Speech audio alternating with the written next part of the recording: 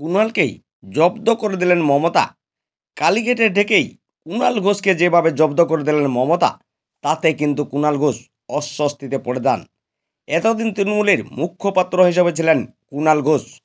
কার্যত এতদিন ধরেই কুণাল ঘোষ যে কোনো বিষয় নিয়ে কথা বলতেন, এমনকি দলের সম্পর্কে কিছু কথা বলতে গিয়ে এমন কিছু কথা বলে ফেলতেন যেটা নিয়ে কার্যত অস্বস্তিতে পড়তে হতো দলকে।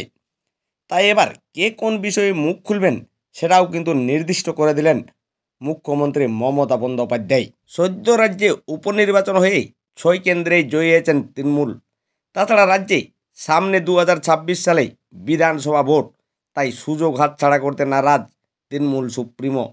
তাই দলের রাশ নিজের হাতেই এবার টেনে নিলেন মুখ্যমন্ত্রী মমতা বন্দ্যোপাধ্যায়। তবে দল বিরোধী কাজে জড়ালেই সাসপেন্ড, এমনই কিন্তু হুঁশিয়ারি দিলেন তৃণমূল সুপ্রিমো। কার্যত একেবারে গণ্ডি টেনে দিলেন খোদ মমতা।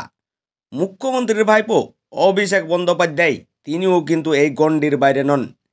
তিনি কিন্তু সাধারণত দিল্লির রাজনীতি নিয়েই কথা বলতে পারবেন। আর কুণাল ঘোষ একমাত্র বিধানসভা সংক্রান্ত কোনো ইস্যুতেই জনসমক্ষে কথা বলতে পারবেন।